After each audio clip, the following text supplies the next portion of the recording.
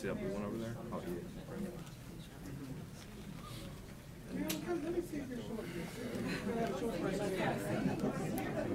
Have you back there?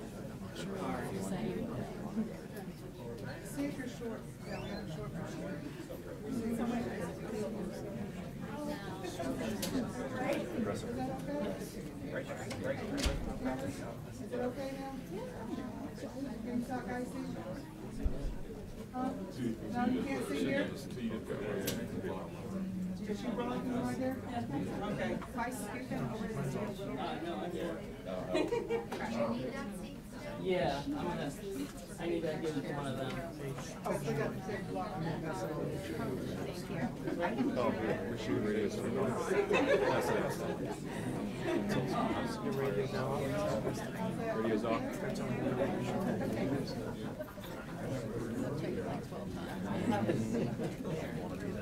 Maybe that one. Someone's gonna have it on.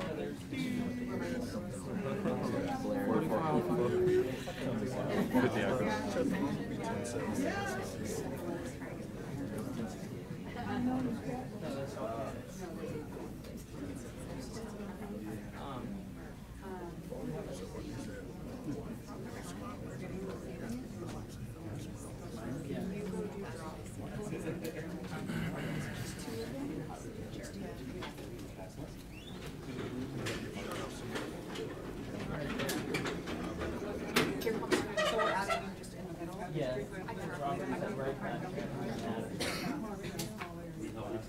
Scott, do you care that some people have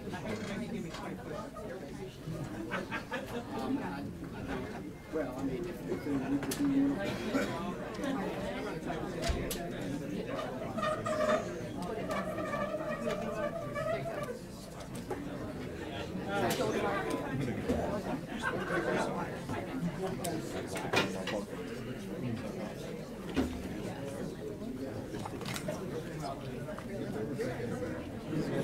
tactical positions ready to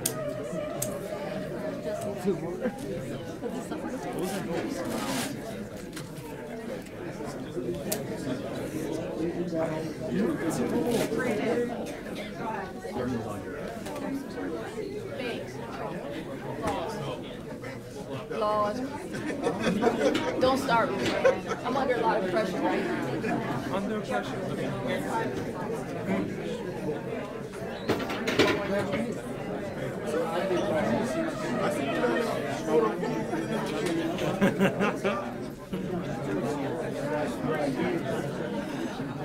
I don't know why.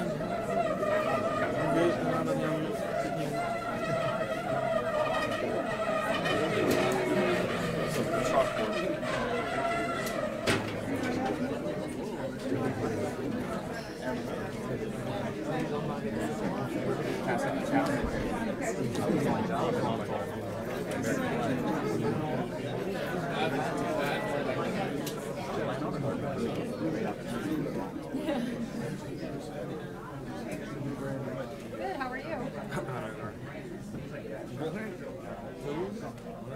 Yeah, you should do that. It's a 3-year commitment, bro. That's what I said.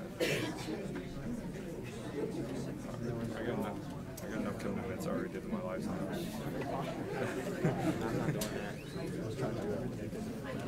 Well, unless they're gonna offer me a bonus like the Marine Corps did, I'm not doing it.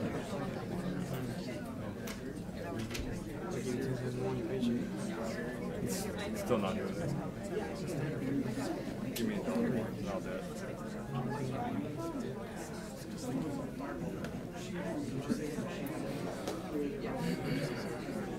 I guess I gotta put my hands up front.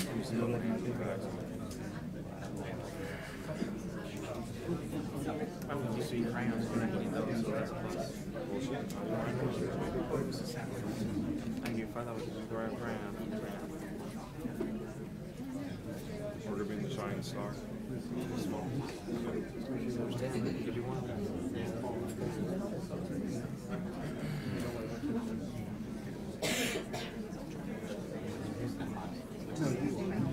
Just a lot of integration smaller than That water was so good right there. That's alright. So You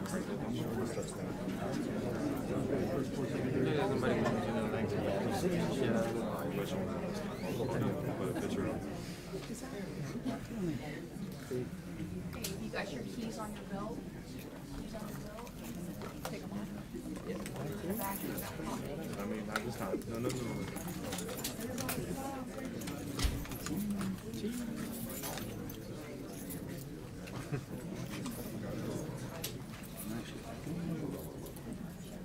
Anything else? Just go ahead and take this whole thing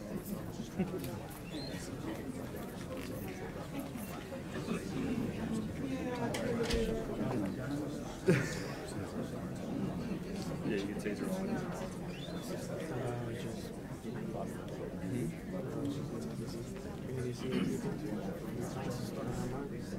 I do. It's on my class. It's not on this shit. It stays on that one. I don't ever take it off. You either have to wear an American flag or this track. Have your name in the back. Yep. So when you go down there and you do your baton and your taser, your qualification, you make you open up your baton to make sure there's some stupid taser that just take your pockets out. Do what? What's that? It's alert. It's not about alert. We got here about 9. We were in the hall, yeah. Gotta be on time.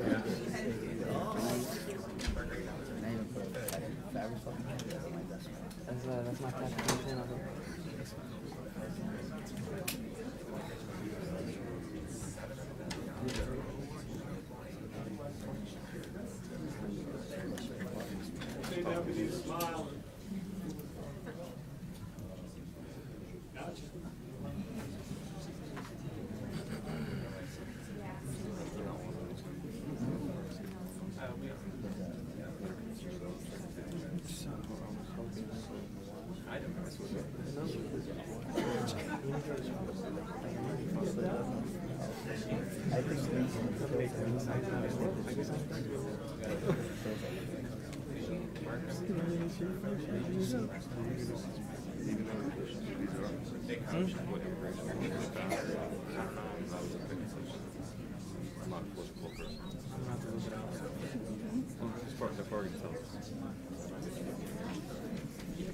Welcome, everybody. Thank you for being here in little closed quarters. We appreciate it. And no, we don't have any leftover Grady Judd bobbleheads. But we sincerely appreciate it. We'll be starting here in just a little while. Thank you.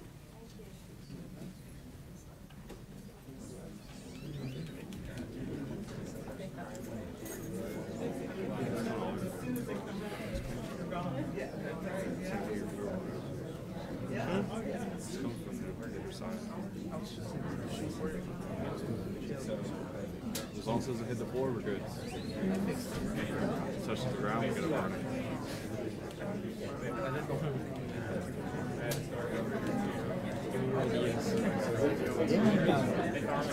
Military tradition. Why can't we touch it? Hold that flag up. I don't go one, but you can try it.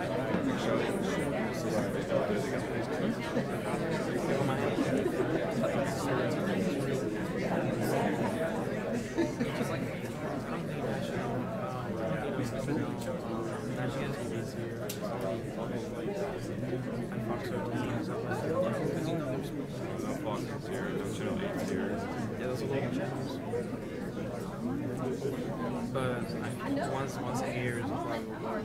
Yeah, we're gonna be out. Yeah, we're gonna be all over. Just like a quick, yeah, just like a quick couple seconds of us.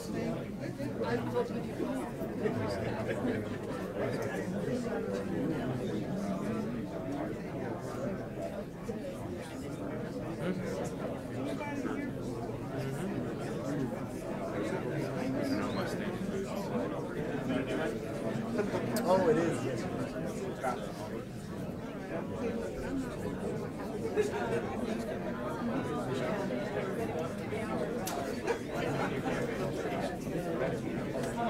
I'm got you. I got Perfect. Hey.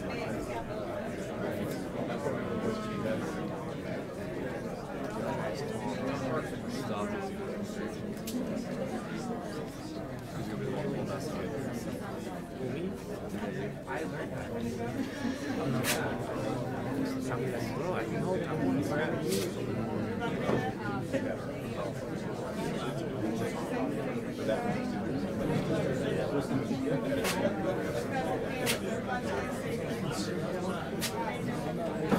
Strong is running on that. He was the corner.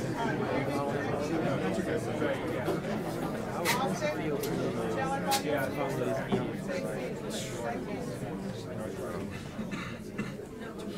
Y'all help me out. Tell me if it's finished.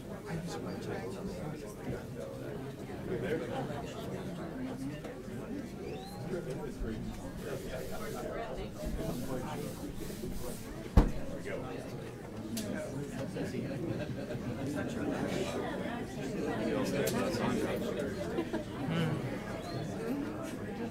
We don't have no legal brothers. I think we have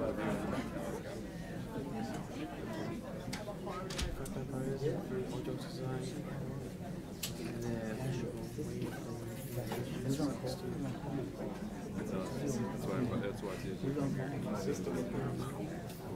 It's not easy for me going to a legal person right now. She's been here for 2 years and that's just to get my fucking divorce right now. I spent $10,000 on it. I'm going to tell her she's not. That's crazy. That's absolutely crazy.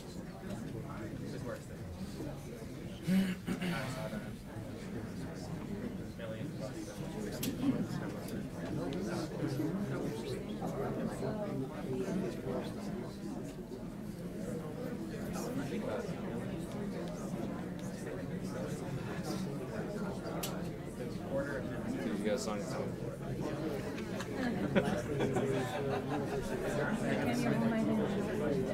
Yes. Depends on what I'm signing.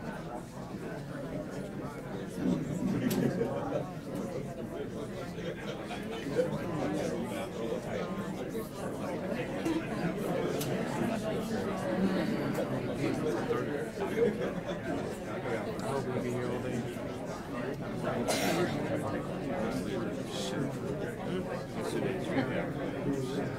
How many you got?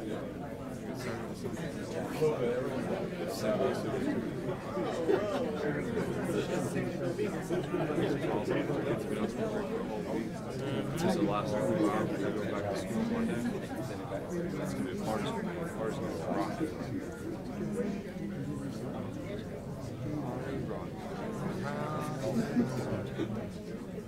How to do that? Southeast. It's not that bad. Northeast is the hardest thing. It's crazy. I did that for what, 5-6 months over there. I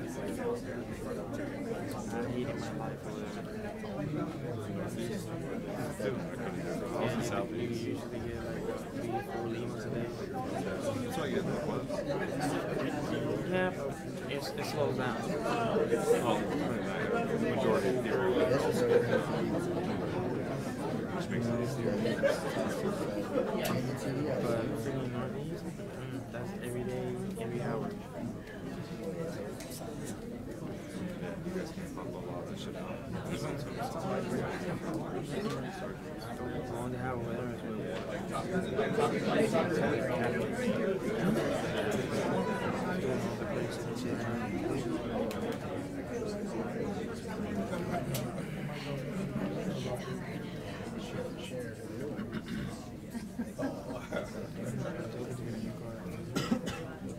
The government's spare right now. 2018. 122,000 miles.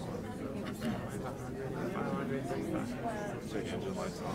It's like Oh, he used to mine too. They should be nice and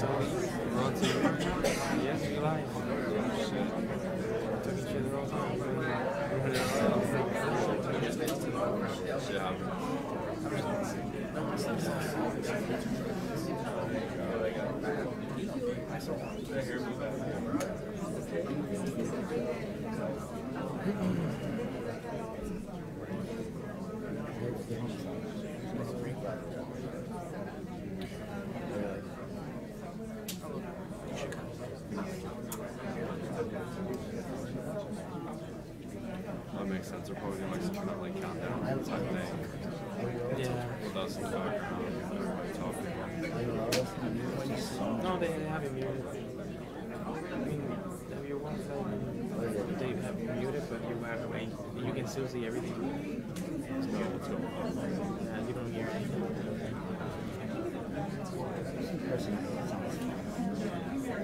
Probably have fixed it. There's a dude does just fall off there.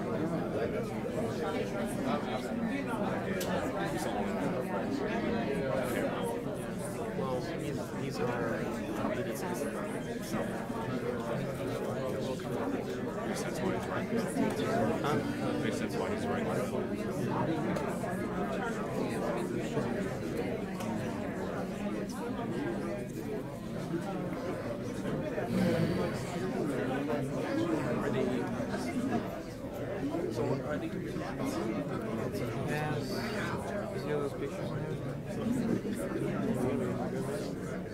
Is there anything on the Atlanta Mall? What was that? It's not fun. Check out at 6 o'clock. I'll go home. I need to eat though. I need Are you here? Yeah, you can come too. Hopper. Thanks for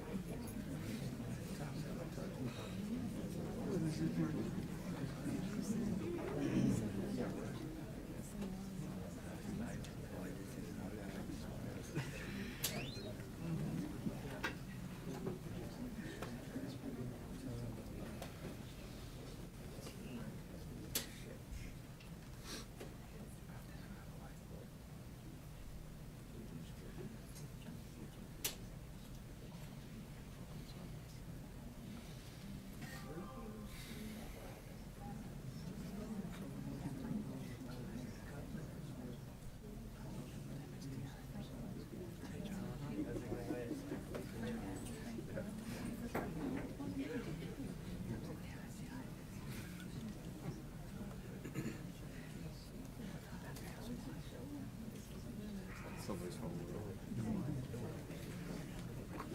I don't know who it was. It came over the back corner of the direction. Wasn't over to the back there. So it wasn't anywhere over.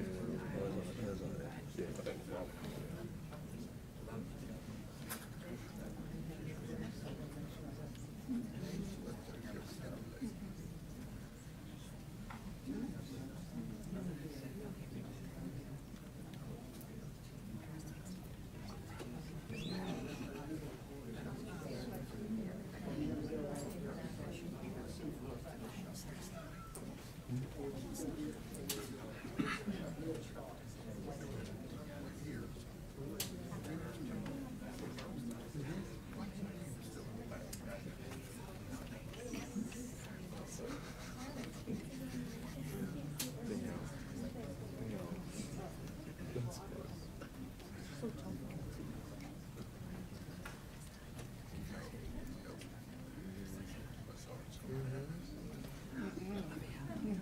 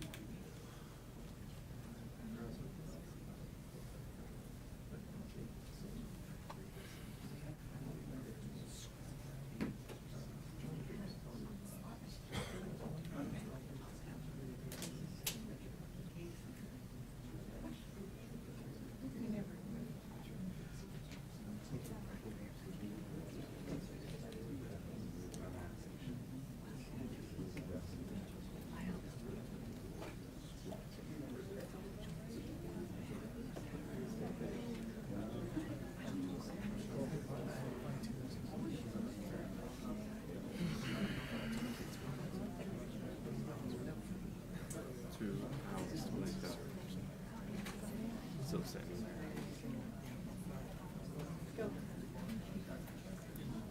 Here we go.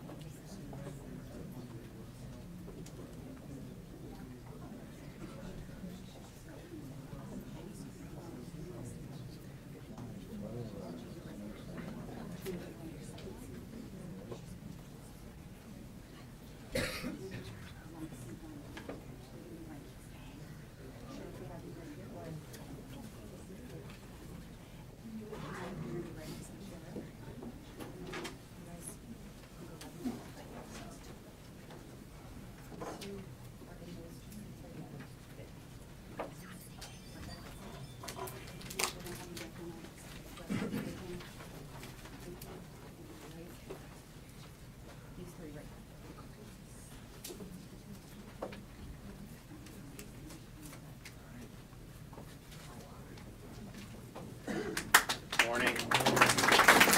All right. Good morning. We're excited to be back in Polk County. I want to thank Sheriff Grady Judd for hosting us here. Grady, it's funny, people in Florida, like, they're proud of their sheriffs in many counties, but particularly here in Polk, and they have debates about, who's the best sheriff in Florida, and I would say by extension that means the best sheriff in America, right? And someone told me, like, it's not normal that people are so proud of their sheriffs that they're always debating that, and that's what we see here in Florida. In fact, there's people in other states that debate who the best sheriff in Florida is, but Grady has really set the standard, and I'm proud to call him a friend. We're also here with Lieutenant Governor Jeanette Nunez, our Attorney General Ashley Moody, Representative Kyan Michael from Northeast Florida, and then Nikki Jones, who's an Angel Wife. We also have Representative Benny Jocks, I saw. Where's Benny at? Thank you for what you're doing. We also have Representative Plankin and Representative bell. So we appreciate you all and all your great support.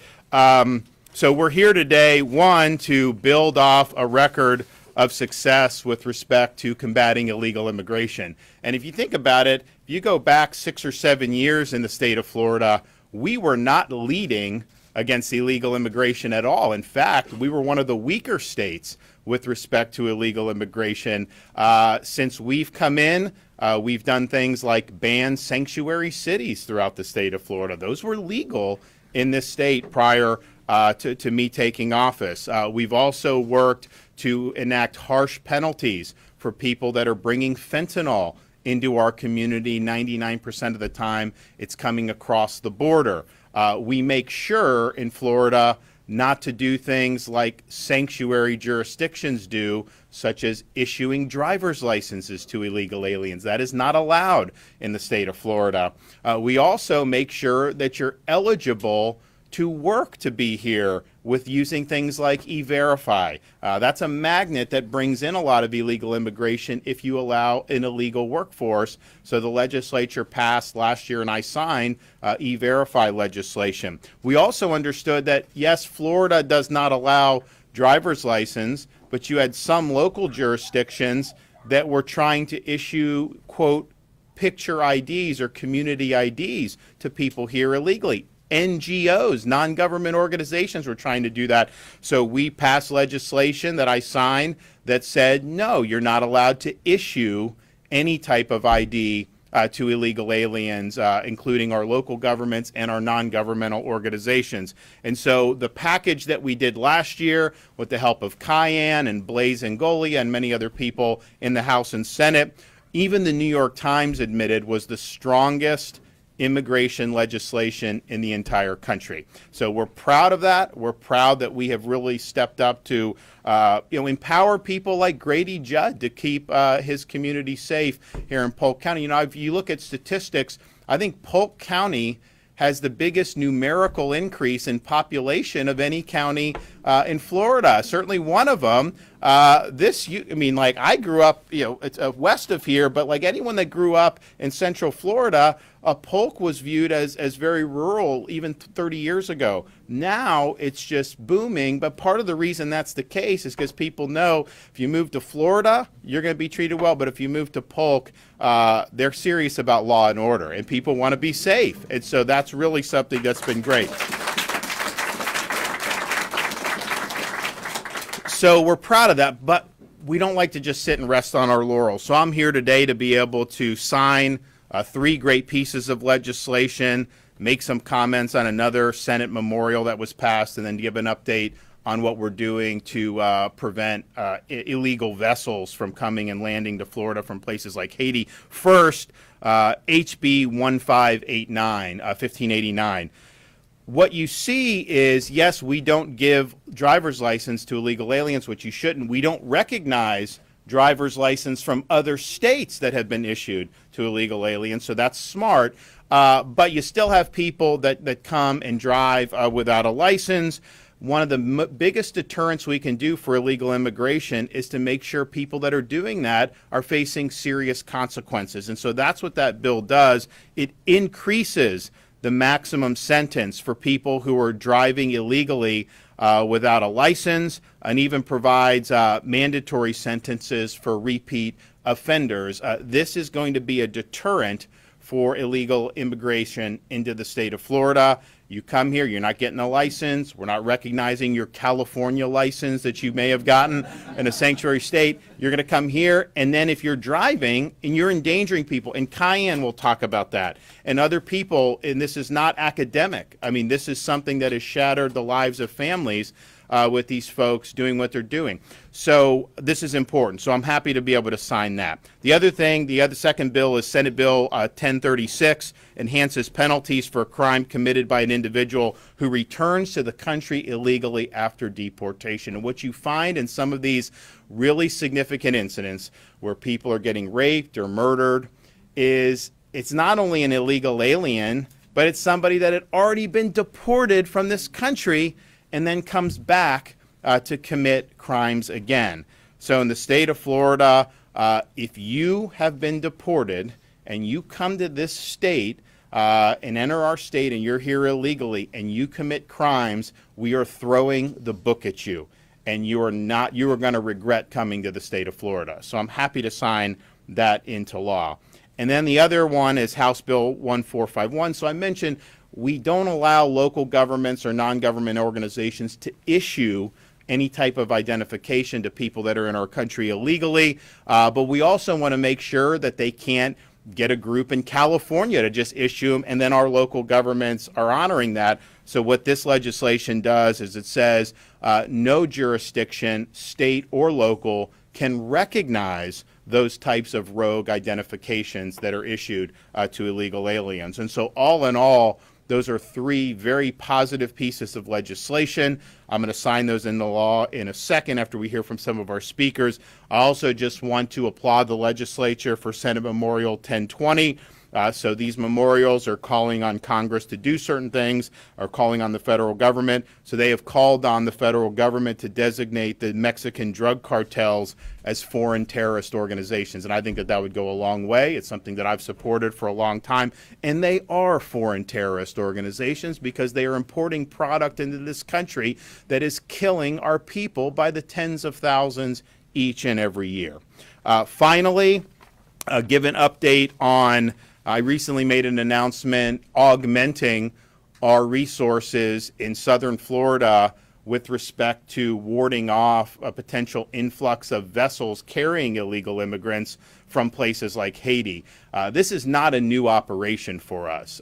We've been assisting the Coast Guard. Obviously, the Coast Guard is the primary vehicle to protect the shorelines of the United States. We have supplemented that throughout the years. January of 2023, I did an executive order declaring it to be a state of emergency, and we surged vessels to be able to assist the Coast Guard. And so since January of 2023 until this week, March of 2024, our efforts have led to the interdiction of 670 vessels carrying over 13,500 illegal aliens. And so those are people that were stopped from being able to make it to Florida.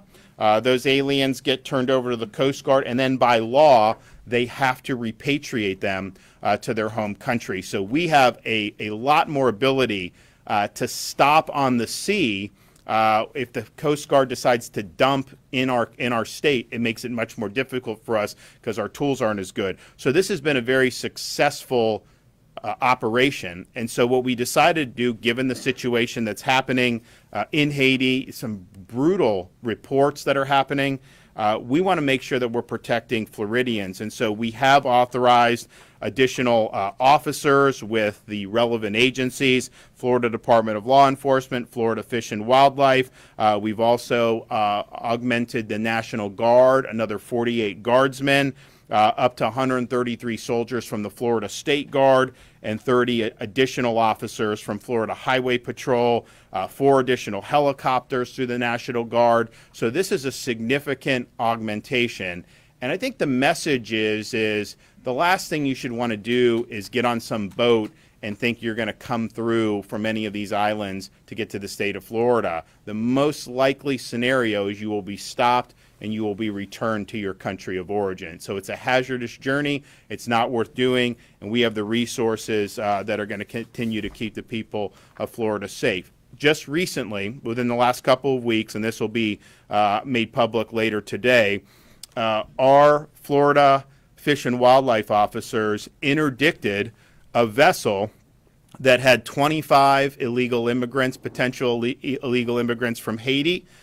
In their boat, in their vessel, they had firearms, they had drugs, they had night vision gear, and were boating very recklessly, which would potentially endanger other folks. So that vessel was interdicted near the Sebastian Inlet, and those illegal aliens were turned over to the Coast Guard for deportation. So our folks have been doing this before we augmented this, and they're going to continue to do it. And we've got an incredible amount of resources that are now on display to be able to prevent. Now, what's different today than maybe in the past. Well, part of it is we have more resources that the state has been willing to put up, and this is not really our responsibility. This is the federal government's responsibility. Coast Guard does, by and large, a good job, but they're undermanned. They're under-resourced. So we're filling those gaps. I think one difference now is, and we see this with our folks that we have at the border, you have people coming across the southern border from all over the world. Haitians can get to the United States easier by flying to Mexico and walking across the border. And so I would anticipate if flights resume, that will likely be where a lot of those folks who are trying to flee, if they want to come to the United States, they're probably going to go to Mexico and then come in through the border, knowing that Biden will just let everybody in. Also think it's important to point out, we focus on the border. We're obviously doing things to interdict these illegal vessels, which I think is really important. But Biden is also flouting the law by creating an illegal parole program where he flies in people from foreign countries against the law and puts them into our community. So, for example, you just had an instance where one of the people Biden flew in from Haiti is now charged with sexually assaulting a 15-year-old with disabilities in Massachusetts. And you think to yourself, how is that protecting our people? You're putting our own people at risk through violating the law, a policy that's not authorized under the law. It's a violation of parole, how that's used, and he's doing that, and it's causing a lot of problems. So yes, the border has been a huge issue. There's a lot of different ways in which this administration is flouting the law. So in Florida, we're going to continue to do everything we can to protect folks and to make sure that this state continues to be a great state to live in. Look, it's important to get the policy right. And we've got our policy so much better today than it was 6 or 7 years ago in the state of Florida with respect to illegal immigration. But you also need to have people that are going to be implementing that policy on the ground. And you have that here in Polk County under Sheriff Grady Judd. You have it across Florida with so many great sheriff's departments, police departments, and then, of course, our state agencies. All these people that have been out there fortifying our coastline, Fish and Wildlife, our National Guard, our State Guard, Florida Department of Law Enforcement, Florida Highway Patrol. These are folks that have been doing a lot. These are the same people that respond to Hurricane Idalia and the year before Hurricane Ian. A lot of the same agencies are down at the southern border helping Texas. And, of course, they have a lot of work they do on a daily basis. And so we really appreciate what people are doing who are wearing the uniform to help to keep our community safe. So I think these bills will go a long way to helping make their job easier and make them even more effective. And I look forward to signing them into law momentarily. But before I do that, we're going to hear from some of our speakers. So first, we're going to hear from our Lieutenant Governor, Jeanette Nunez.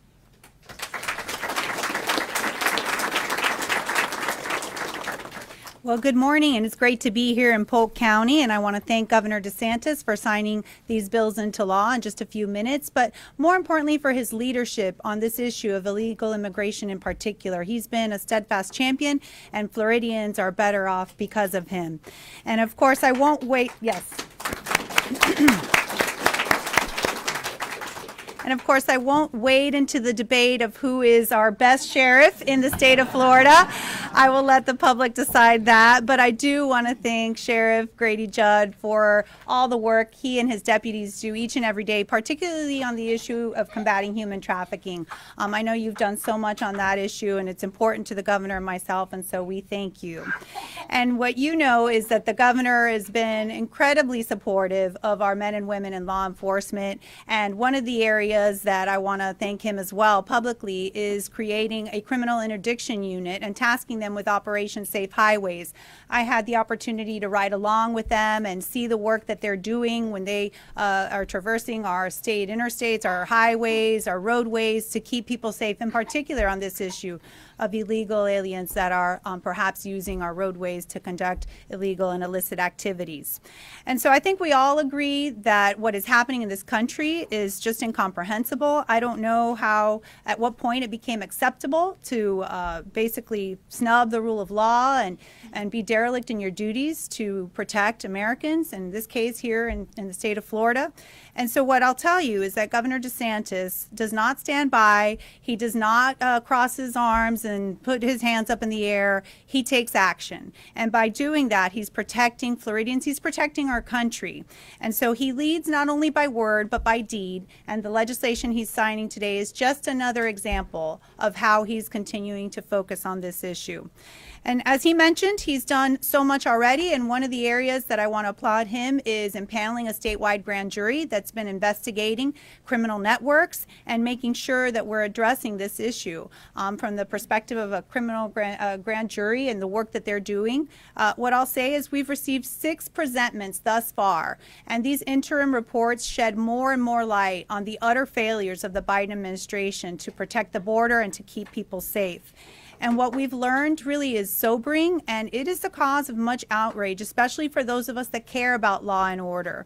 And in the words of the grand jury themselves, Floridians are almost dangerously naive and unaware of the magnitude and the malevolence of the illegal immigration industry.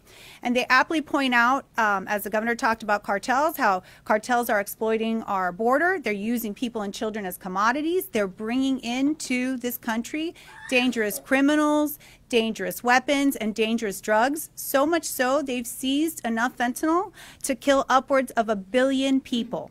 They also have NGOs that are receiving taxpayer dollars that are facilitating and assisting with illegal immigration, turning a blind eye to the dangerous track and to all the dangers that come into this country.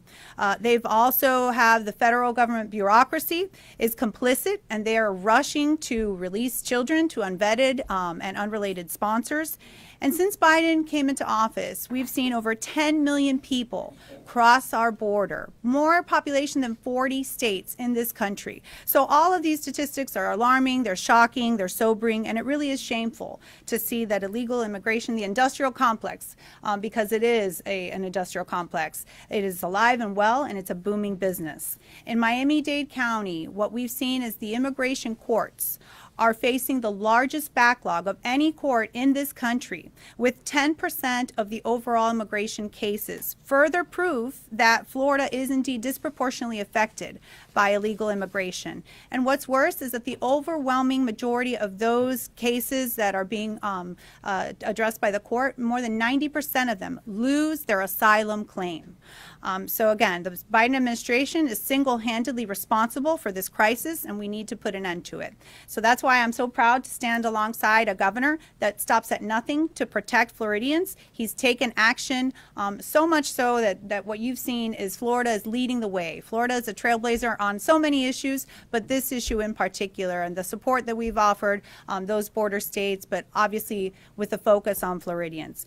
So I want to thank the governor for prioritizing law and order every step of the way, and for his leadership in keeping Floridians safe. Thank you all very much. Okay. Attorney General. Well, thank you so much for being here with us today to celebrate this milestone in Florida. Certainly, this is a significant achievement by our legislature. Thank you for everyone here today who is shining a light on the challenges we face in this country. As you heard from the Lieutenant Governor, who's been a great Lieutenant Governor, thank you so much, and for highlighting the work of our statewide prosecutors and the Florida grand jury, who upon the direction and insistence of Governor DeSantis launched an investigation as to what was happening with transnational criminal organizations and how it was affecting Florida, those children that were being smuggled across the border, what we were seeing in terms of illegal immigration and the disastrous consequences of this president. And what we found is that, you heard the numbers, 10 million people, 7 million of which we know came across the border because they were said welcome, processed right in, and then millions more that we never had contact with, smashing historical records. And what we know is that criminals have come into the country as a result of that breakdown in border security, which has been intentional, and it has been since day one, since President Biden has been in office. This governor recognized that this was going to be a real problem for the security and safety of our communities. We immediately started litigating against this administration, especially in the first month when our sheriffs told us that this administration had backtracked on all former policies and said, we're not going to deport those here illegally, committing serious crimes, committing felonies. I know everybody used to do that, but not under the Biden administration. That left our sheriffs and our police chiefs and our state officers on the front lines combating people here, committing crimes that should never have been here. The breakdown of the border, throwing open the gates, has allowed those criminals to infiltrate our country. Do not take my word for it as Attorney General. Take the grand jury's word for it. Take Director Wray's testimony this week in which he said, we know there is no doubt criminals have come into our country, are coming into our country, criminals related to transnational criminal organizations. In fact, even those organizations that have ties to ISIS. That was this week. This week, we also heard from a sheriff in South Florida who said we had a girl raped by 3 people here illegally. 1 came over at the beginning of this month, right across our border. And that is because the wide open border. Now, you heard the governor say it's not just the wide open border that's putting our community members at risk. It's also the programs that Biden has created.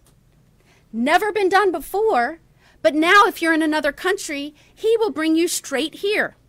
They've brought hundreds of thousands of people directly into our country and paroled them into the U.S. And as Governor DeSantis just said, we're already learning about those who are committing crimes. There is no doubt our country is less safe. Not a day goes by that you don't see someone that has been harmed by someone here illegally that should not be here, was not vetted when they came across, or they just escaped all detection because this is a historical surge. In fact, there are even mass release quotas by this administration. How would our personnel ever be able to keep up with that? And these programs that have been created, which are totally unlawful, we have fought every step of the way. We have been in court litigating to push back on these illegal programs. With the support of Governor DeSantis, he's been fighting ever since, not just about not deporting those here illegally committing crimes, but to stop these unlawful programs. We can't even deal with the ones coming across the border. Why are we bringing more unvetted into the U.S.? It is untenable. This governor has done more than any other governor in this country to lead efforts like the bills that we will sign today. I would like to thank Bernie Jock, Kyan Michael, Melanie Bell, Rachel Plakin. The legislative leadership for these bills has just been remarkable.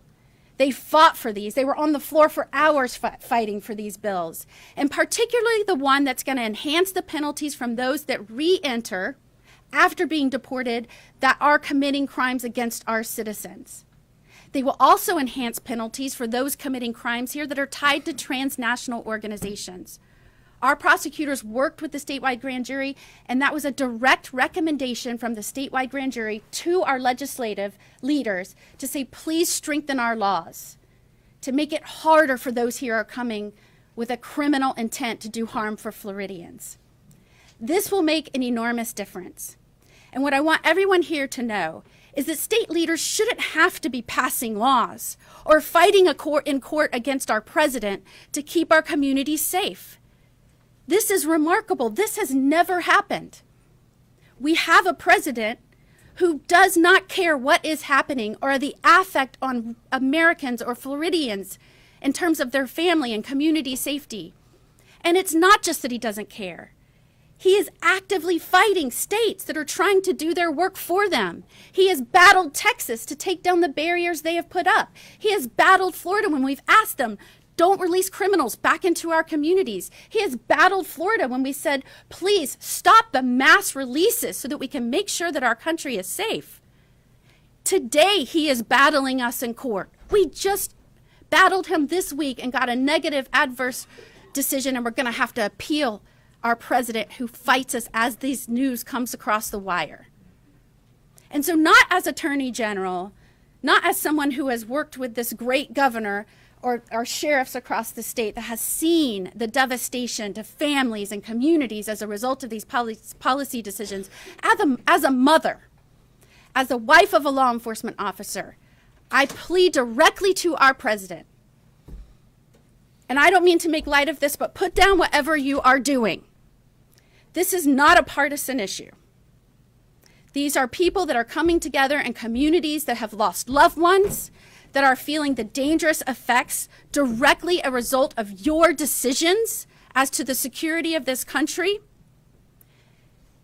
Pay attention, reverse course, secure this border, listen to the director of the FBI, listen to the families that have lost loved ones, listen to the Floridians who want safe communities and have to rely on a state government to defend borders when that is the responsibility of the President of the United States. Put down the ice cream cone, pay attention, and let's save lives. Thank you, Governor DeSantis.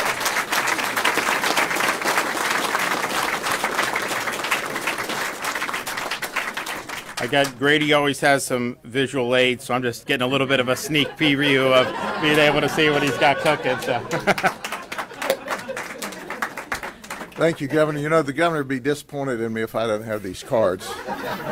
And you never want your governor disappointed in you. It is truly my honor for you to be here today, Governor. And when you look at these men and women who stand with us, they are on the front lines. They're the ones keeping the people of Polk County, and there's ones just like them across the state and nation trying their dead level best to keep people safe.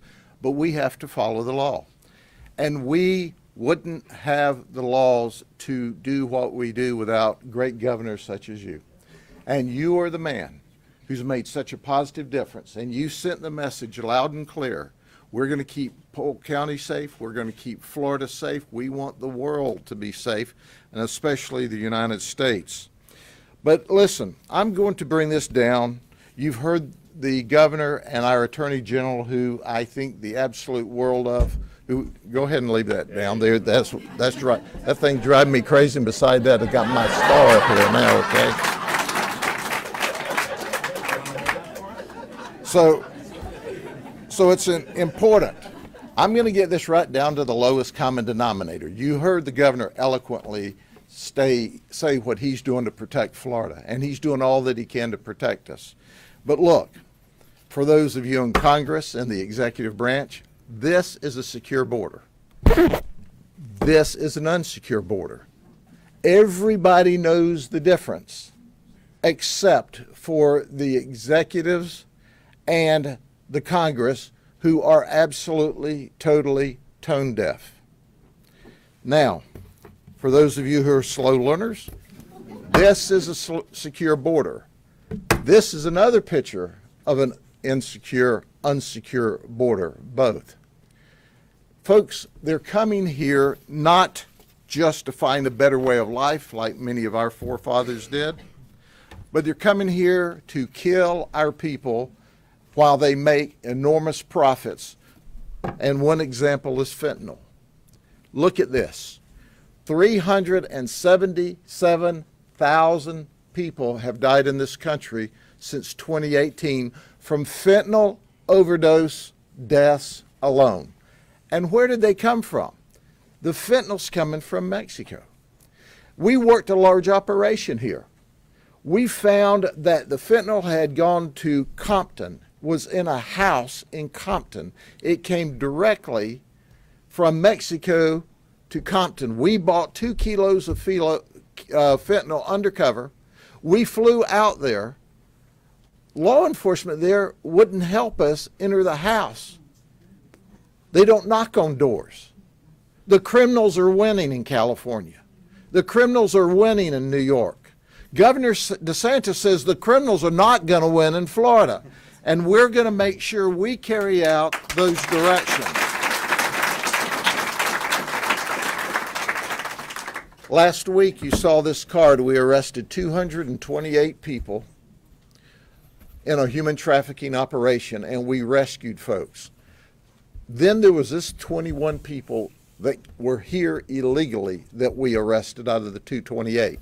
Listen to me, 9% of all of the arrests in this one operation by these law enforcement agencies in one county, 9% were here illegally.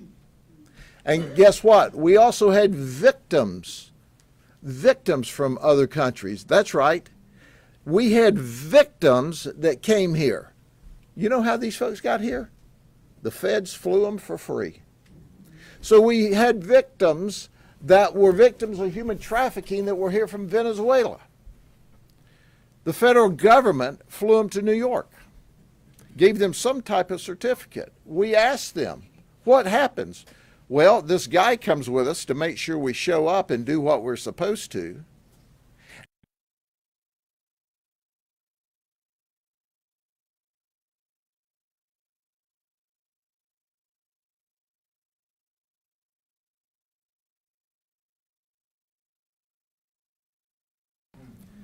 It's very frightening to me, folks. And then here's what people, some of the mainstream media, some of the politicians, some of the elites are telling us every day, and they're saying this often enough, hoping we'll believe it.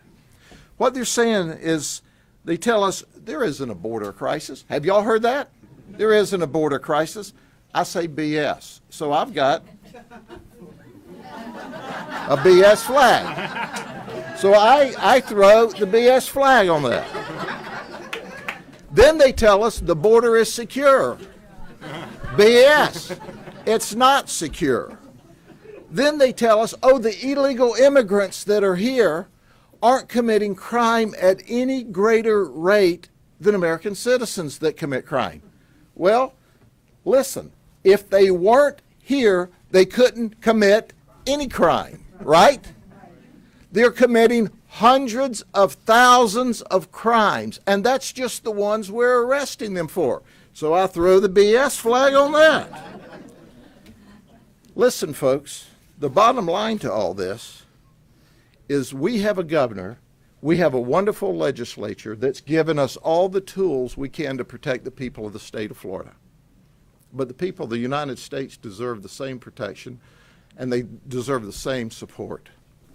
So, Governor, you have to deal with a whole lot of BS. So I've got you your very own personally autographed BS flag, okay? So Now, I think this would go for a lot on eBay with Grady's signature on it. So as I wrap up, folks, we're so fortunate to live in Florida where we have a leader that shows leadership every day. We have a legislature that gets it. We have an attorney general that's the very best, and she works with our office on a lot of long-term investigations. In fact, General, we're in the process of seeking out some people today that some of your team has worked with us on. So God bless the United States of America. And listen, we've got to send a message, not just across this state, but across this nation. The people have a right to be safe.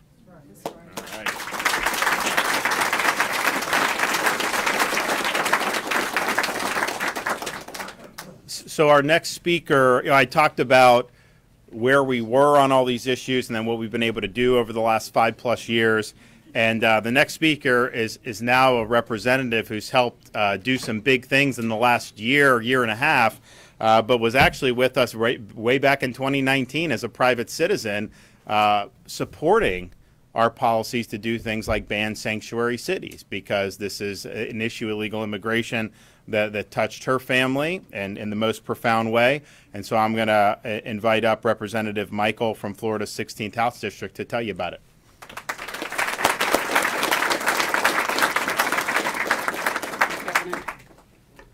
Well, I'll tell you, it's hard to follow, Sheriff Judd. I just want to acknowledge our Lieutenant Governor, our Attorney General, Sheriff Judd, Bernie Jock. Oh, I'll tell you, we fought a good fight. I pulled you aside because I'm like, I think that they are just crazy. Help me here. And Representative Plakin and Representative Bell, and especially to you, Governor, because you're, I was driving here and I was thinking back in 2019, I had no idea I would be running for office. And here you were reaching out, and you wanted to hear from my husband and our daughters here, and the little boy over here acting up. That's our only grandchild. So we give him a lot of grace. And you wanted to hear about our Brandon. And for those of you all that don't know my story, our 21-year-old son, Brandon Randolph Michael, and we're from Jacksonville, Florida, was on his lunch break, and he was just going, typical 21-year-old, going to cash his paycheck on his lunch break, and a twice deported. That's why this legislation is so important. These bills are so important and why they're so dear to me. A twice deported illegal alien that had been in Jacksonville at least 7 years that we know of hit our child. He could not read the signs. People want to give him driver's licenses. I don't know if they've thought about, they probably cannot read our signs. Who could not read the sign that he was not supposed to make a U-turn at that particular location in Jacksonville. Ran into our child, caused his car to flip, and he killed him. And then he got out of the car and watched him take his last breath. And because he got out of the car, we were forced as a family that's already traumatized, because I just told him, I'll see you when you get back. You need to have oatmeal. That's what mamas do. And now someone's telling me he's gone. Every parent's nightmare. You never want to hear anything like that. Never expected that. He was totally healthy. He was engaged to be married. And he was looking forward to his future. He loved the Dallas Cowboys. Didn't care for the Jaguars too much, but... And now we are forced to go to court. We're victimized again, because now the state had to prove that that illegal alien was in the car, and he came through the southern border, same one that we're still having problems with today. And after all of the battles and weeks of having to sit there and look at the person that took my child's life that should have never been in this country, he was only sentenced to 2 years, deported for the 3rd time, and he's probably back in our community. So when 2020 happened and I knew that Biden was going to do exactly what he said he was going to do, as a mama, that mama bear rose up in me. I'm going to run for office, because nobody's going to beat me arguing why our borders need to be and have to be closed. And nobody has been able to beat me. And I'm just getting started, I'll tell you that.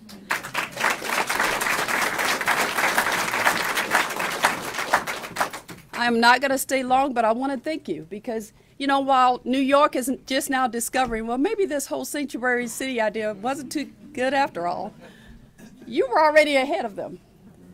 And I remember as a private citizen, I was sitting in the committee room, and I could hear all of the other people saying, there is no such thing as sanctuary cities. The governor was you were insistent. And we fought hard, and they passed it, and we're in a much better place. Because you were decisive, you were quick, you recognized what was going on, you didn't waste time. You've taken a lot of flack, and I tell you, I take it personally. I get up there and that, you know, I'm in committee and I'm sitting in that chamber and I'm hearing this stuff and I'm like, ooh, I just want to get somebody. Because they're talking about my governor, who's an awesome, awesome man. Not just a man of God, a family man, not just a governor, but you're also, to us, you're protective. You care about Floridians. I mean, it makes a difference. I speak from the heart. I don't have anything scripted. I speak from the heart in what I say.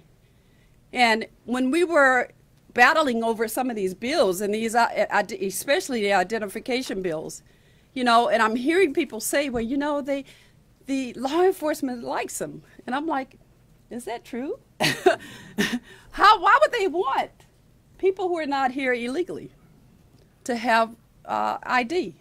Why are they feeling as though they have the same rights and privileges as American citizens, or people who did it right to come into this country, who waited in line, and they're proud to be American citizens? They should not have the same rights. And so I'm proud today to stand here and say that I'm going to witness this important legislation being signed. And I thank God for you. I thank God for your family. I thank God for all the sacrifices, all of you all. We're very blessed to have you all. Florida is the best state to live in. I'll tell you what, we don't even like living leaving the state, do we? We're like, we ain't leaving Florida. Wherever we go on vacation. And just as I wrap up a short story, my husband and I were in southern Florida just a few months ago, and we were driving back to Jacksonville. We got hit from behind. We exchanged information. There was no damage to the car. That's what we do, right? We get back to Jacksonville. I show it to our sheriff's office. They look immediately at the license plates of this person. He's like, that's not a real license. Then they ran the information. That person doesn't exist. So this is real. It is happening. You've heard it so many before me. So many people before me, you've heard this. But my entire purpose here today, and when I go back to Tallahassee, is to make sure that no other mother, not another father, no other family has to endure what we've had to do. And I know that it's happening. I know that we're trying to slow it down. We're trying to do everything we can.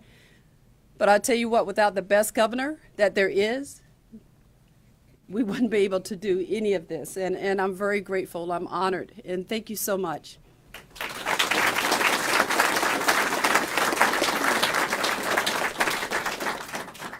Okay, now we're also going to hear from somebody that's been touched in a very profound way by this issue. We have Nikki Jones.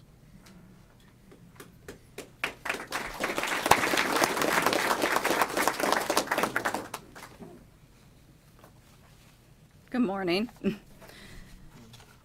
I'm speaking on behalf of my husband, Shane Jones. He lost his life to an illegal alien drinking and driving back in 2019.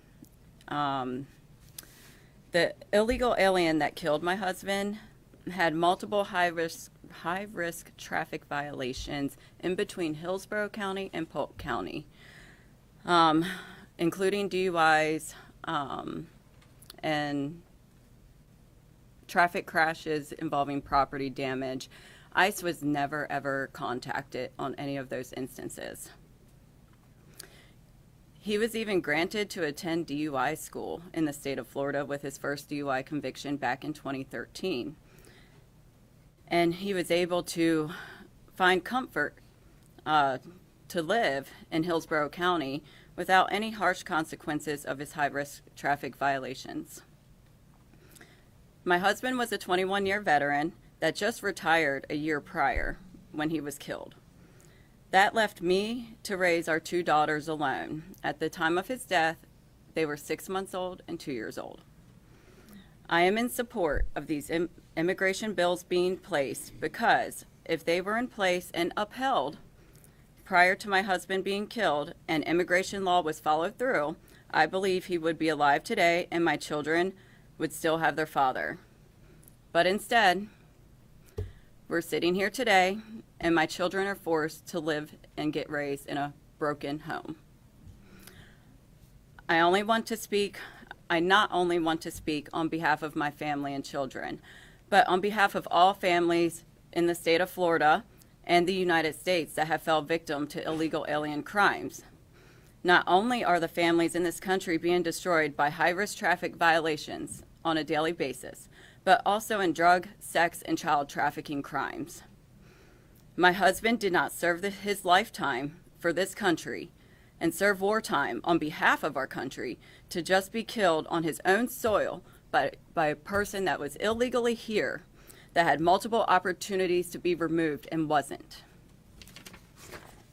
Shane would have wanted our families to feel safe and not have our families and children destroyed at the hands of illegal alien crimes. In many cases, could have been 100% avoidable if laws, bills, and policies were in place and upheld. I want to thank Governor Ron DeSantis, Representative Michael, Representative Jocks, Florida Attorney General Moody, and Sheriff Grady Judd to allow the voices of victims of illegal alien crimes to be heard and recognized and supported.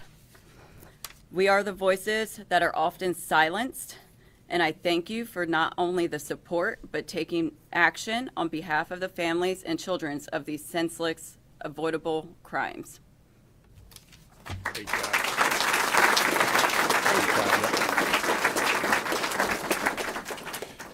So we're going to make this official momentarily. Part of it also, I mean, you've heard a lot of, I think really powerful stories about how the criminal activity has devastated families. And, when you have a situation where someone like Cayenne is losing a son, or when you have Nikki losing a husband, I mean, those are bells that can't be unrung. And those are permanent scars. And that's just the reality that these families are now having to live with. Of course, there's other criminal activity that's done that may be short of that, but that is still devastating. Of course, we've talked about the drugs coming in and how people are dying, and they're really being poisoned by fentanyl, because you'll go out and people will think they're taking some pill, which maybe they shouldn't be taking, but it's laced with fentanyl, and that could be enough. So that's been devastating. But it's also the case just to have a free and orderly society. The sheer number of people that have poured in, even if it was all legal, you can't take in 10 million people like this. It overwhelms schools, it overwhelms healthcare, it overwhelms all the resources that are supposed to be dedicated to helping American citizens. And what Biden's administration does is he's really put people here illegally at the front of the line. They can fly around this country without having identification. You would never be allowed to do that with TSA and all this other stuff. They'll put them up in hotels and pay for the hotels in ways that they wouldn't do for American citizens. And so I think what these bills will do, yes, someone comes and commits a crime after being deported, they're going to have the book thrown at them. That's good. We're ensuring that these local governments can't recognize any of these rogue out-of-state licenses, making sure it's driving without a license is going to be treated very seriously if you're here illegally. I think it's all good. It will reduce criminal aliens for sure, but I think it'll also just be a disincentive that Florida, we probably have as many foreign-born as a percentage of any state, but we want people to do it right, and we don't want to have a massive number of people pouring. Look, we've got people pouring into the state from Illinois and New York and California as it is, and that's legally. We can't have an influx beyond that. We just wouldn't be able to accommodate it. So I think that this will help recognize that just a massive number of people pouring into a country, that just doesn't work. And it's been really, really devastating to a lot of these jurisdictions. They said they were sanctuary jurisdictions, so they were totally willing to talk the talk. Now when it's time to walk the walk, they're singing a much different tune. So we don't want to be in that situation. We're not a sanctuary state. We do not allow sanctuary cities, and we're adding to what, when even the New York Times is admitting that our bills from last year were the strongest in the country, we must be doing things right. All right, let's go. You guys want to come up? You want to come up here? Come on up here and help us out. You guys want a pen? All right. So this first one is going to be driving without a valid license, and today is the 15th. You guys, you got it? Yeah, come on over here.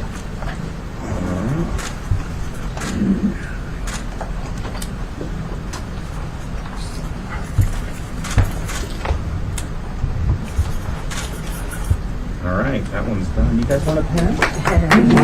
You want one? You want one? You want one? Yeah, just be careful. We used to do the water time. Anyone else want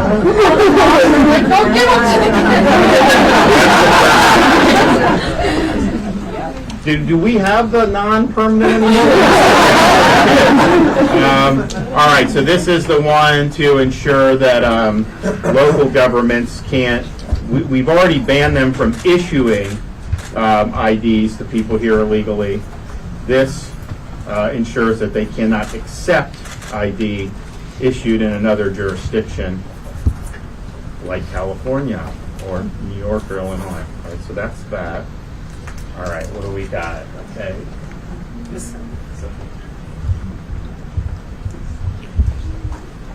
right, so we've got that. Oh!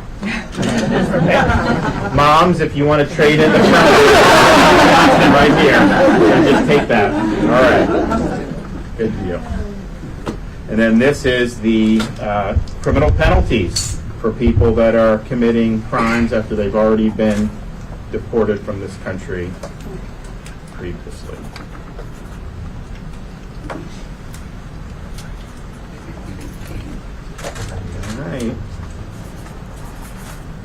There we go.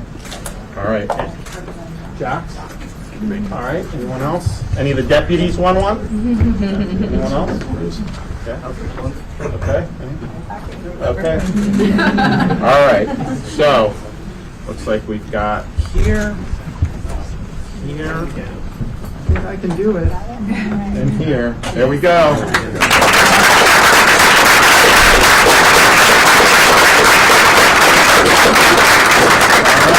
Good job. Thank you. Appreciate it. You want to have one of these? That's for kids. That may be better for kids. Okay. You want one for kids? Okay. Thank you. All right. Well, thank you.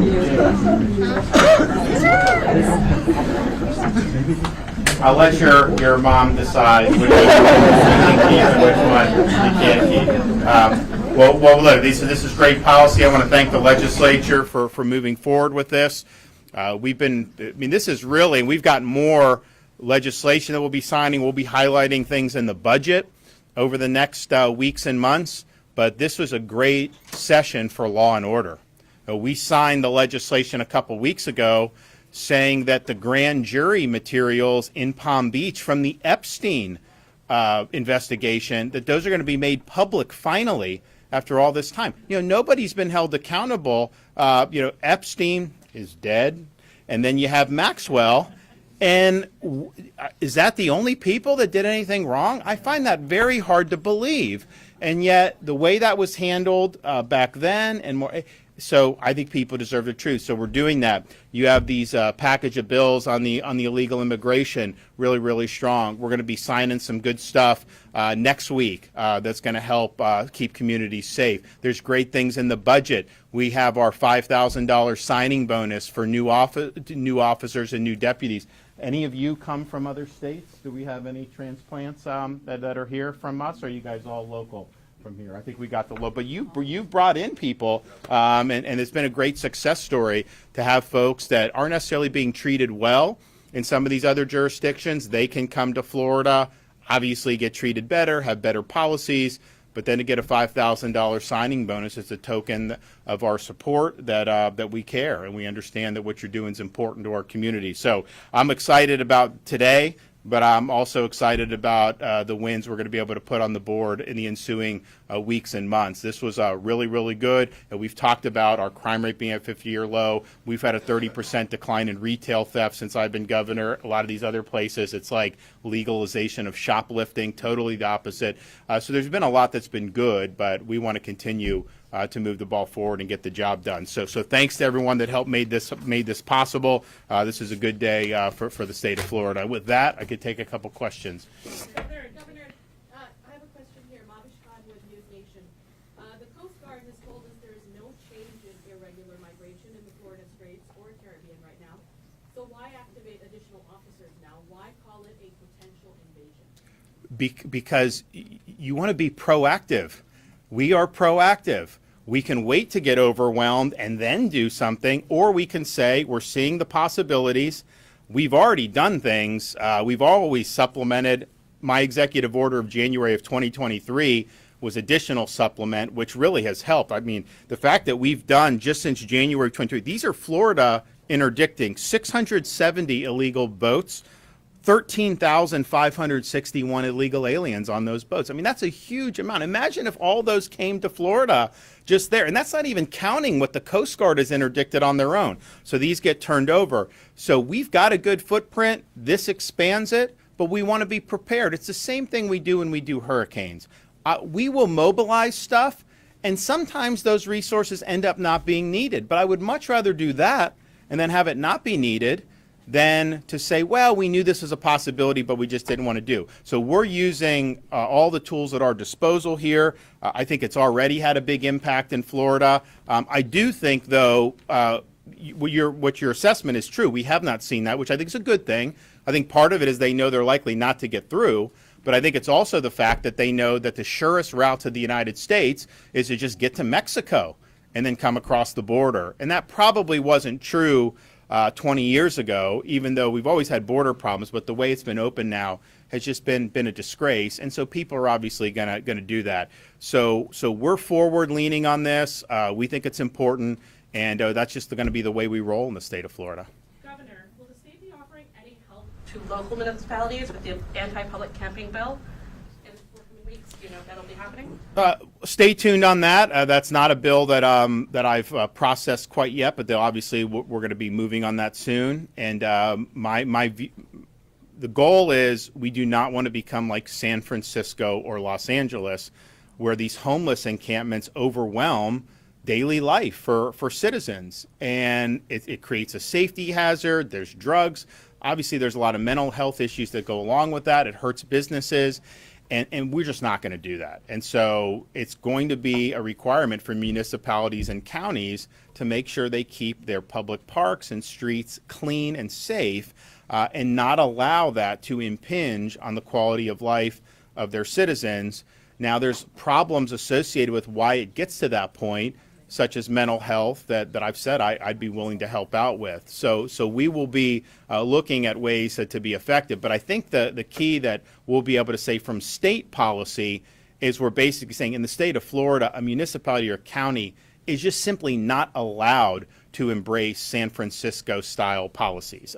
You can make other choices, but you can't make that choice. Why? Because every time that choice has been made, the result has been destructive, and we don't want that in the state of Florida. Signing the new version of the social media bill for kids under 15? Yes. I mean, I think that I had issues with the first version. There was a number of reasons, but part of it is federal law already says under 13 you're not allowed to have an account. Now, that's not being enforced, so we're going to have teeth to that. And then for the folks that are a little older than that, like 14, 15, it's going to be, okay, you can't get an account without your parents' permission. So we're empowering parents to be able to make those decisions. I've said for many years social media is a net negative on our society. I think it's a net negative on children. But I also wanted parents to have a seat at the table and not just say if someone's a freshman or sophomore in high school, that even if the parent wanted to authorize limited use, that we wouldn't provide that option. So I think that that's a good balance there that's being struck. But the stuff for the young kids, that is already, you have the issue with the TikTok stuff where you have 8 and 9-year-olds calling Congress saying with TikTok, the thing is, they're not allowed to have accounts under federal law. It just isn't being enforced. So we're going to enforce that, and I think it's good. And what they did was, it's not even about the content, even though there's problematic content. It's about the functionality, the certain things that have addicted qualities that really draw the kids in and get that. So I think what it does is it's really empowering parents the way it's structured. And the first bill didn't quite do that. And so we felt that they needed to do a little bit more for that. But look, I'm a dad. I got first grade, kindergarten, and pre-K 3. And all 3 of my kids have mentioned things like Instagram and Snapchat. When they do not get that in our home, we don't have it on our devices. They don't use it, but their schoolmates talk about it. These are things that are talked about.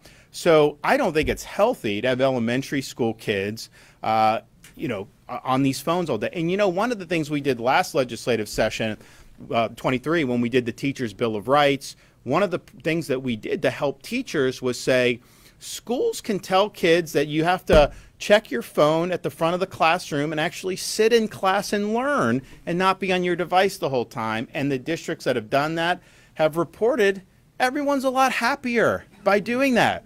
And so this bill is part of that. How you deal with schools, I think there's a lot, but we really want our kids, I think, to not just be wedded to a handful of social media apps. I don't think ultimately that's something that is going to be healthy for our society as our kids grow up and their kids mature. And the thing is, with parents, I want parents at the table. I wanted to have the parental consent element to that, but at the same time, to just say, well, parents should just be able, they should be able to control everything. As a parent, you just can't control everything.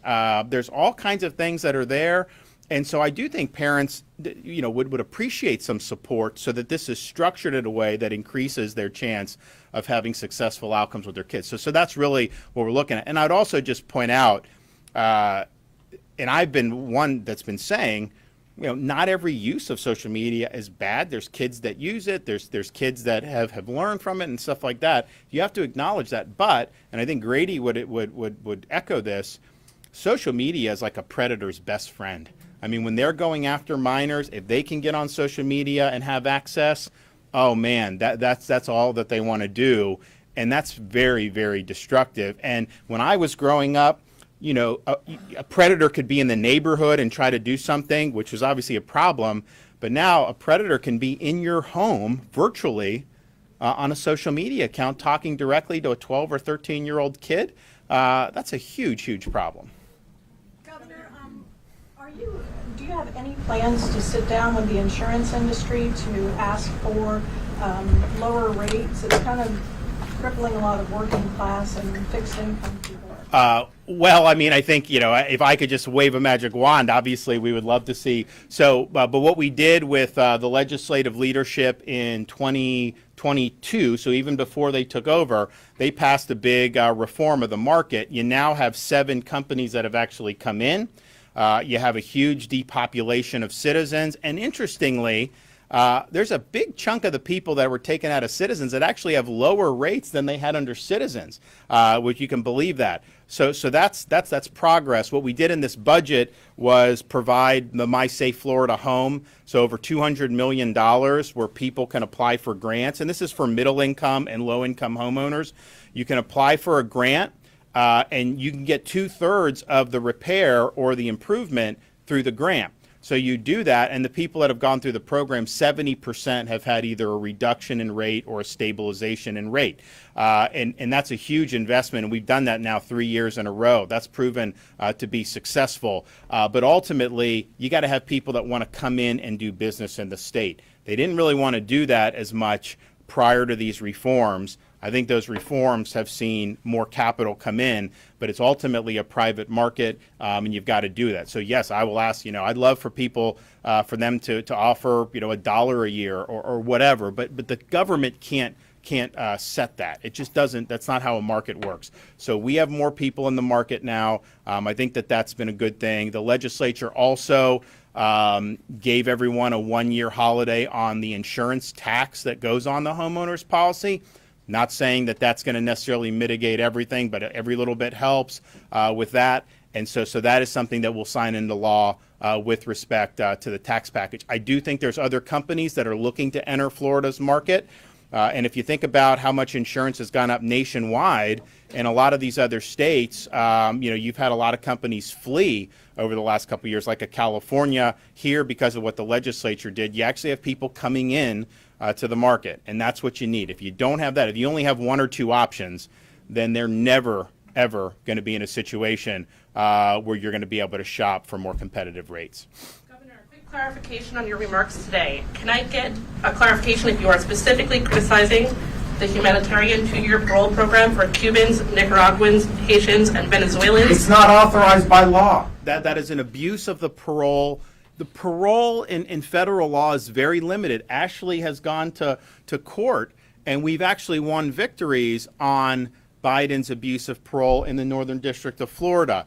So for him to do this whole program underneath the parole, it just doesn't work. So you're bringing somebody in like they brought in the guy from Haiti, military-age male. He's dumped, I think, in Massachusetts. I think he came in maybe in New York and then ends up in Massachusetts. And then he's now accused of sexually assaulting a 15-year-old. It's like, okay, the law did not require you to bring that person in. You are abusing the law to do that. How is that benefiting the American people? This whole idea of anything we're talking about immigration, it should be what benefits Americans. And if it doesn't benefit Americans, then you should not be doing it. So I think what he's done is not consistent with the law. But I think his abuse of parole is something that he's done since 2021. That is not the reason that was there. He's effectively changing the law without congressional consent. But I'd also say this, as a Republican, I hear these Republicans in Washington, they rail against the border. They rail against the inflation. and yet next week they're going to turn around and fund Biden's border policies. They are not going to fund, they are not going to fight to defund his programs. You could very easily defund his use of parole. You could very easily mandate construction of a border. There's things that they could do. They haven't even tried to do any of that. So they're going to fund, most likely, his policies going forward, and they're likely to spend money at a higher level than even this bad budget deal of last summer called for. What's caused the inflation? It's the borrowing, spending, and printing of money. So I would like to see some action to fight back against these policies. We're doing our part in Florida to fight back, but this is actual legislation. This is actual executive action by mobilizing the resources in southern Florida with the vessels. It's not just going out and pontificating or complaining about it. So you have the power of the purse. If you do not like what Biden is doing on immigration, which I do not, and I think most Americans do not, then choose not to fund what he's doing on immigration. Because you know what? That's why we sent you there. All right, thanks, everybody.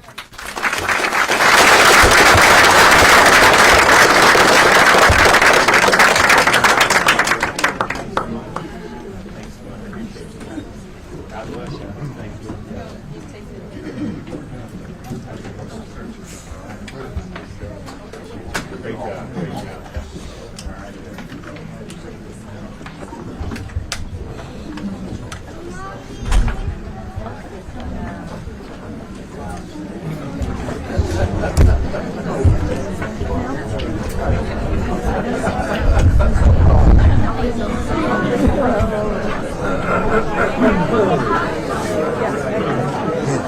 Not better.